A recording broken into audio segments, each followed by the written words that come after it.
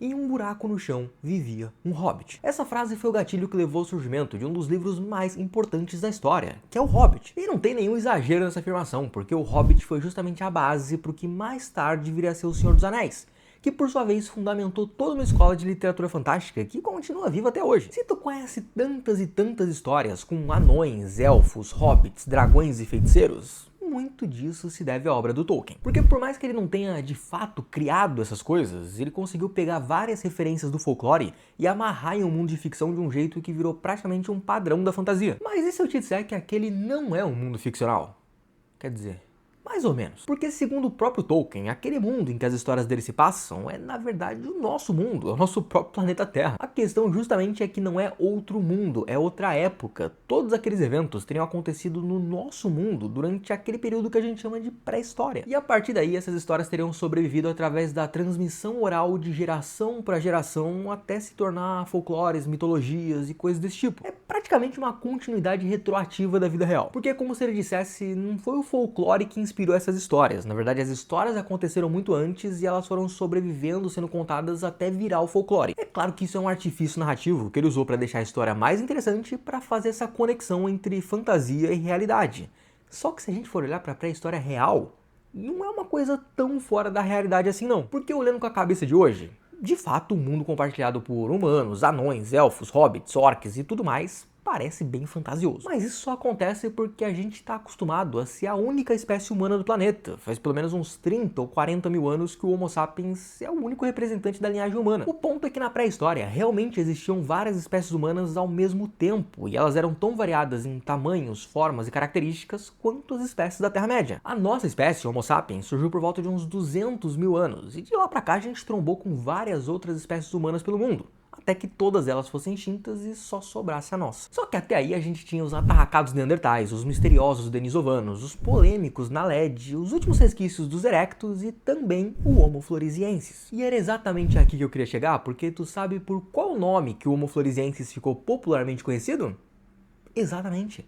Hobbit. E esses hobbits andaram pela Terra milhares de anos antes do Tolkien escrever sobre eles e também coexistiram com a gente. Então será que no fim das contas toda aquela relação entre pré-história, fantasia e folclore não era uma coisa tão fantasiosa assim? É exatamente sobre isso que a gente vai falar no vídeo de hoje e tem alguns pontos bem surpreendentes nisso. Mas a nossa história começa em 2003, porque no mesmo ano em que estreou nos cinemas o filme Senhor dos Anéis, O Retorno do Rei, uma equipe de arqueólogos encontrou uma coisa meio inesperada em uma caverna em Yangbu, na Ilha de Flores, na Indonésia. E essa coisa inesperada era um esqueleto humano parcialmente completo, só que bem pequenininho. E até aí poderia ser o esqueleto de uma criança, de uma pessoa com nanismo, só que algumas características não batiam. Porque além de ser uma pessoa com aproximadamente 1 metro de altura, ela também tinha um volume craniano minúsculo, por volta de uns 400 centímetros cúbicos. Para efeito comparativo, o crânio médio de um Homo sapiens tem por volta de uns 1.350 centímetros cúbicos, mais do que o triplo. 400 centímetros cúbicos é mais ou menos o tamanho do crânio de um chimpanzé. O problema é que ao mesmo tempo em que esse esqueleto tinha características arcaicas, como o tamanho do crânio, ele também tinha outras características bem mais modernas, bem mais parecidas com as nossas. Isso fez com que ela não se encaixasse em nenhuma espécie conhecida, então por isso que foi proposta uma nova espécie,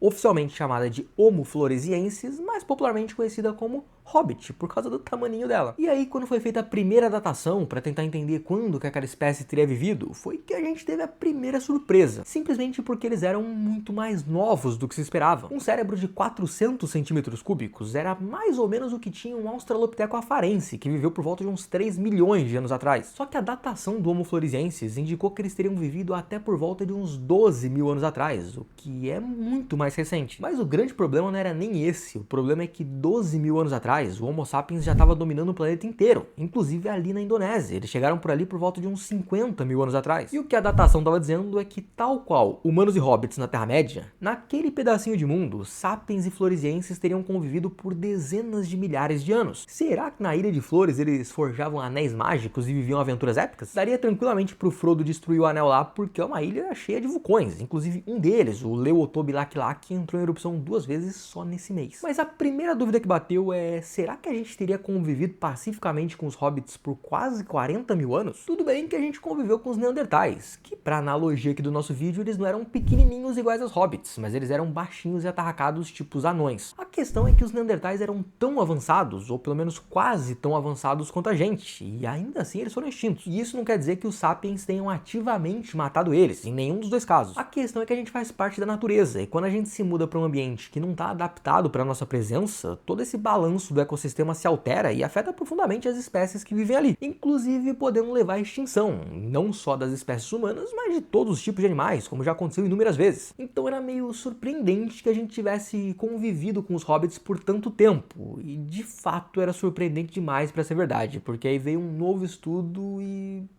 a datação estava errada. Esse erro inicial aconteceu porque os esqueletos estavam meio frágeis e eles pensaram, pô, não vou fazer a datação no esqueleto em si porque vai quebrar. E aí a solução que eles encontraram foi fazer esse teste usando pedaços de carvão que eles encontraram ali na mesma profundidade. Porque numa escavação arqueológica, a tendência é que quanto mais fundo uma coisa tá, mais antiga ela é, porque as camadas vão sendo depositadas uma por cima da outra. Então, se duas coisas estão na mesma profundidade, teoricamente elas são mais ou menos contemporâneas. O problema é que nem sempre isso é verdade, porque às vezes a geologia de um determinado lugar tem certas particularidades, como é o caso do lugar em que eles encontraram os esqueletos. Porque como ali é uma região de intensa atividade vulcânica, o solo é constantemente remexido, e isso faz com que as camadas se baguncem. Sabendo disso, foi feito um novo estudo que mostrou que na verdade aqueles esqueletos não teriam 12 mil, eles teriam por volta de uns 50 mil anos. E lembra o que também aconteceu por volta de uns 50 mil anos? Pois os sapiens chegaram naquela região mais ou menos na mesma época em que os vestígios dos hobbits deixaram de aparecer. Então, talvez não tenha sido uma convivência tão legal quanto a gente achou que poderia ter sido. Mas é aqui que eu quero conectar dois pontos importantes desse vídeo. Porque tu lembra lá no começo, quando eu falei do Tolkien e de como que ele usou essa relação entre fantasia e folclore, dizendo que esses acontecimentos pré-históricos teriam sobrevivido e dado origem aos folclores? Na Ilha de Flores tem um povo nativo chamado Nage. E no folclore dessa galera tem uma criatura chamada Ebugogo. E tu sabe o que esse tal de Ebugogo é? Humanos pequenininhos que vivem na floresta. Coincidência?